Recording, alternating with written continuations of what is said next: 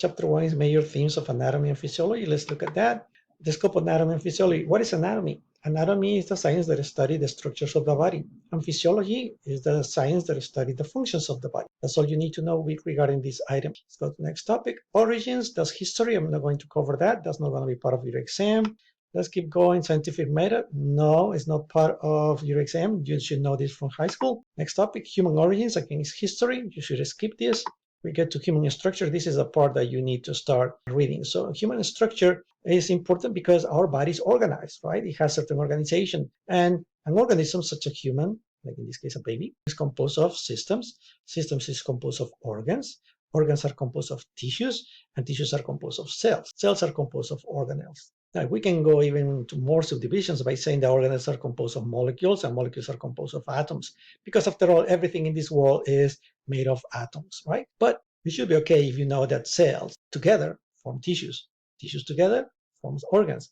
Organs together form systems, and systems together form an organism. In this case, the human being. The next topic is the human function. All these cells and tissues and organs and systems are going to work together in order to keep the person alive. Right? In order for us to be alive, we need to have certain characteristics, such as, for example, have an organization, have metabolism, responsiveness, movement, homeostasis. Right? Homeostasis is maintaining balance of all the characteristics that we have inside our body. So how do we maintain balance? Well, we're going to maintain balance, homeostasis, using negative and positive feedback. We're going to use a graph that we have right here regarding temperature to show the concept of homeostasis. Homeostasis means balance. In this case, the balance is this black line right here, which is going to be the set point. Anything that deviates from the balance is going to be considered not normal. So if the temperature goes up, your body will put the temperature down and bring it to homeostasis. If the temperature is down, your body will work in order to bring this temperature up to the normal set point, in this case 37 degrees.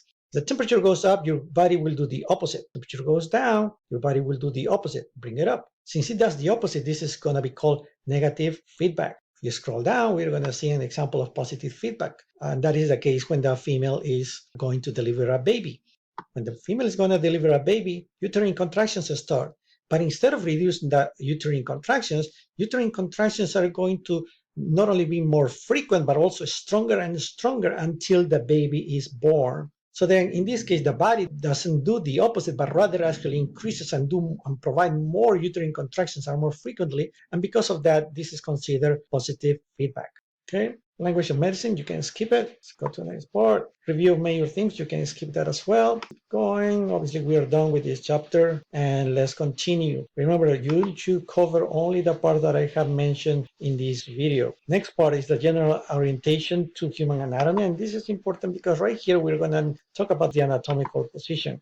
As you can see in this figure, anatomical position is the position that is going to help us to identify different regions and different areas in our body. In the anatomical position, the face is facing forward, arms are on each side, right? They are not crossed, for example. The legs are slightly open, the palms are facing forward. So this is the anatomical position. Now, the anatomical position can be divided in different areas, right, using planes, as you can see here. For example, frontal plane divides the body in anterior and posterior. You can see the frontal plane in purple right here. The light blue or light gray here is the sagittal plane. The sagittal plane cuts the body in left and right. The brown plane right here is a transverse plane, and this cuts the body in superior and inferior.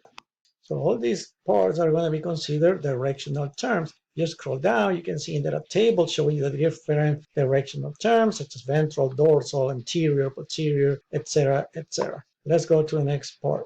So the next topic is the major body regions, and we can say that we have two of them. The one in the middle is going to be the axial, and the ones on the side are going to be the appendicular. Appendicular are going to be your limbs, and actually it's going to be the middle. This is the axial, and this is appendicular. Okay, in the axial you have the thoracic cavity, abdominal cavity, pelvic cavity. If we scroll down, you can see in there that the abdominal cavity can be divided in quadrants, such as left upper, left lower, right upper, right lower. Okay, and these quadrants are going to help us identify the position of the organs that we have in the abdomen. Another way that you can identify the organs that you have in your abdomen is using regions. In the case of the regions, they are divided in 9, as you can see right here. The one in the middle is the umbilical region, on top epigastric region, below is hypogastric region. The ones on the left and the ones on the right are going to have the same name. So this one on the top is hypochondriac region.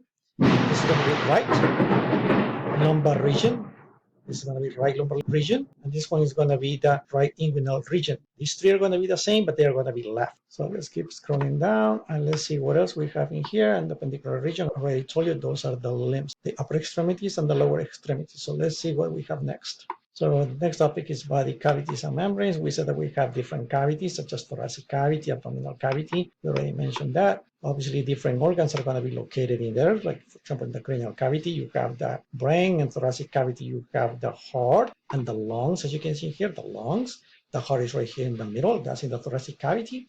And in the abdominal cavity, we mentioned that we can divide that in quadrants and regions, right, in order to identify the different structures that we have in that particular region. So we scroll down. That's about it for this. So let's go to the next topic. So next topic is organ systems. We said that an organism is composed of systems, and a system is composed of organs. And organs are composed of tissues, and tissues are composed of cells. So right here you have some of the systems that we have in our body, such as, for example, the integumentary system. So if it's a system, it must have an organ, and the organ in the integumentary system is going to be the skin. So you also have in the skeletal system, muscular system, you have lymphatic system.